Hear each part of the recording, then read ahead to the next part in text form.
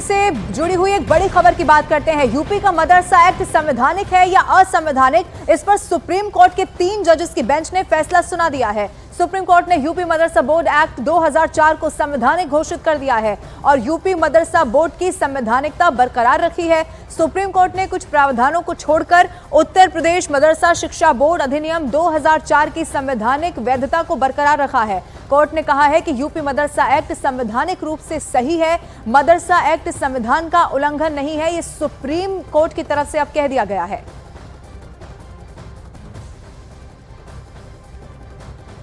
Supreme court ने high court का जो निर्णय था, जिसमें ये कहा गया था कि मदरसा बोर्ड की और जो एक्ट है वो संविधान के सेकुलरिज्म के प्रिंसिपल के विपरीत है, उसको तो पूरी तरह से खारिज किया है, उसको सेट असाइड किया है और कहा है कि मदरसा बोर्ड और जो एक्ट है वो पूरी तरह से कॉन्स्टिट्यूशनल है।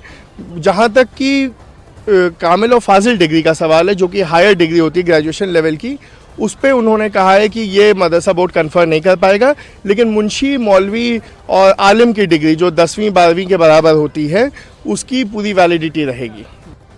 इधर कामिल और फाजिल डिग्री पर भी सुप्रीम कोर्ट ने अपना फैसला सुना दिया है। सुप्रीम कोर्ट ने कहा है कि मदरसा बोर्ड इसे नहीं दे पाएगा, लेकिन 10वीं और 12वीं की डिग्री देने का मदरसा बोर्ड को अधिकार है।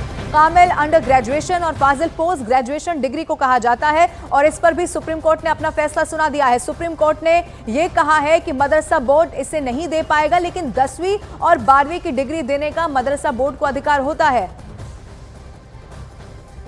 वहीं सुप्रीम कोर्ट के इस फैसले को लेकर केंद्रीय मंत्री गिरिराज सिंह ने क्या कुछ कहा है, वो भी आपको सुनवाते हैं।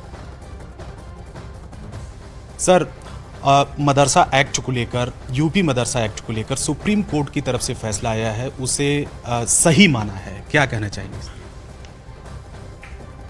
मेरी जानकारी में शिक्षा राज्य का विषय है और वहाँ के मुख्यमंत्री मुसलमान के बच्चों की दयनीय स्थिति को देख करके मदरसा में पढ़ने वालों, उन्होंने बदलाव की चिंता एक्ट लाया मदरसा में। मैं सुप्रीम कोर्ट को धन्यवाद दूंगा कि उन्होंने योगी जी के द्वारा लाए गए सुधार को मंजूरी दी है। रखो न, एक हाथ में कुरान भी रखो, एक हाथ में विज्ञान भी रखो, लैपटॉप रखो। यही योगी जी, मोदी जी का नारा भी है। लेकिन अगर योगी जी अच्छा भी करें तो भी गाली, कुछ ना करें तो भी गाली। अभी भी कुछ लोगों के पेट में दर्द हो रहा है। योगी जी मुसलमान के बच्चों को जज बनाना चाहते, डॉक्टर इंजीनियर बनाना चाहते, मुल्ला उनको हाफिज बनाना चाहते। वहीं मदरसे पर सुप्रीम कोर्ट के फैसले का एसपी नेता अमीर जमाई ने स्वागत किया है।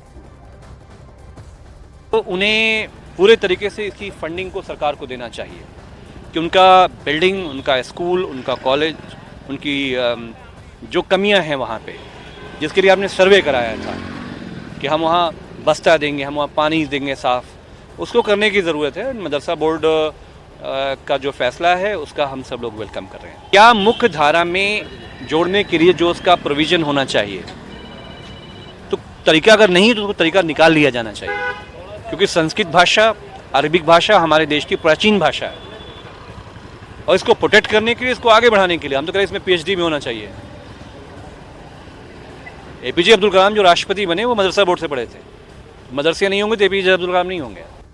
और सुप्रीम कोर्ट ने यूपी मदरसा बोर्ड को मान्यता दे दी है। इसको लेकर वीएचपी के संयुक्त महासचिव डॉक्टर सुरेंद्र जैन ने सरकार और न्यायपालिका से इस विषय में सोचने की बात कही है।